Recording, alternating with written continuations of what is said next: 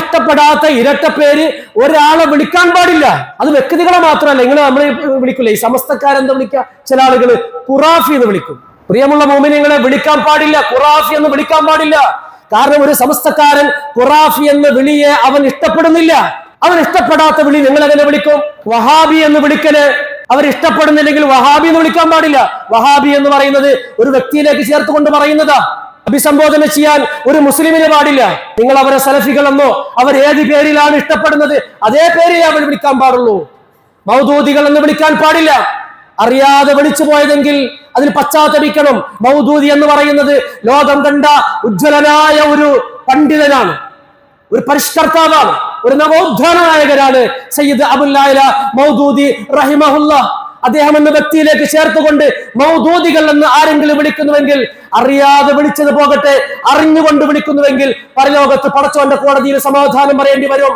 കാരണം ഒരു മൗദൂദിയൻ ദീനല്ല അവർ പ്രതിനിധാനം ചെയ്യുന്നത്, അവർ റബ്ബാനികളാണ്, റബ്ബിന്റെ ആൾക്കാരെന്നാണ് ഓരോ മുസ്ലിമിനെയും അഭിസംബോധന ചെയ്യേണ്ടത്, റബ്ബിന്റെ ആൾക്കാരെന്ന്. അതുകൊണ്ട് മൗദൂദികളെന്നോ വഹാബികൾ എന്ന് എനിക്കറിയില്ല, ഇഷ്ടപ്പെടുന്നില്ലെങ്കിൽ വഹാബികളെന്നോ ഖുറാഫികളെന്നോ വിളിക്കാൻ പാടില്ല. മാന്യമായി വിളിക്കൂ. ഖുറാഫികൾ എന്ന് വിളിച്ച ആരെങ്കിലും പിന്നെ നിങ്ങളെ സംസാരം കേൾക്കുമോ? അതുകൊണ്ട് മാന്യമായി സംഘടനകളാണെങ്കിലും വ്യക്തികളാണെങ്കിലും കുറ്റപ്പേരുകളും ഇരട്ടപ്പേരുകളും ഇഷ്ടപ്പെടാത്ത പേരുകളും, ഒരാൾ ഇഷ്ടപ്പെടാത്ത ചില ഇരട്ടപ്പേരുകൾ അവരുടെ എന്താ പറയാ അതങ്ങനെ പേരായി മാറിയിട്ടുണ്ടാവും. അതിലാണ് പിന്നീട് അവർ അറിയപ്പെടുക.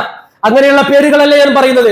ഒരാൾ ഇഷ്ടപ്പെടാത്ത പേര് ഖുർആൻ പറയാ വലാ തനാബസു ബിൽ അൽഖാബ്, അൽഖാബ് കൊണ്ട് നിങ്ങൾ അഭിസംബോധന ചെയ്യരുത്.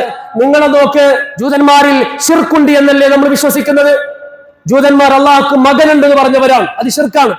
ക്രിസ്ത്യാനികളും അള്ളാഹുവിന് പുത്രനുണ്ടെന്ന് പറഞ്ഞവരാണ്, അത് ശിർക്കാണ്. പക്ഷേ പരിശുദ്ധ ഖുർആൻ ഒരിടത്തും ജൂതന്മാരെയോ ക്രിസ്ത്യാനികളെയോ മുശ്രിക് എന്ന് അഭിസംബോധന ചെയ്തിട്ടില്ല, ശിർക്കന്മാർ എന്ന് അഭിസംബോധന ചെയ്തിട്ടില്ല. കാരണം അവരത് അംഗീകരിക്കുന്നില്ല. അതേ സ്ഥാനത്ത് മക്കയിലെ മുശ്രിക്കുകളെ മുശ്രിക്കുകൾ എന്ന് വിളിച്ചിട്ടുണ്ട്. കാരണം അത് അവർ അംഗീകരിക്കുന്നവരും അതിൽ അഭിമാനം കൊള്ളുന്നവരുമാണ്. നേരെ മറിച്ച് ജൂതന്മാരെയും ക്രിസ്ത്യാനികളെയും പരിശുദ്ധ ഖുർആൻ വിളിച്ചത് യാ അഹ്ലൽ കിതാബ്, അല്ലയോ വേദക്കാരെ എന്നാണ്. എന്തേ ഖുർആൻ അവരെ മുശ്രിക് എന്ന് വിളിച്ചാൽ? അല്ലയോ അഹ്ലു കിതാബുകാരെ, വേദത്തിന്റെ ആളുകളെ എന്നാണ് ഖുർആൻ വിളിച്ചത്. അല്ലദീന ഊത്തുൽ കിതാബ് എന്നും വിളിച്ചു.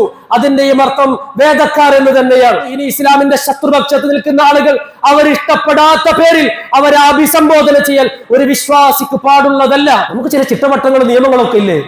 നമുക്ക് അള്ളാഹുവിന്റെ കിതാബില്ലേ? റസൂലിന്റെ അധ്യാപനങ്ങളില്ലേ?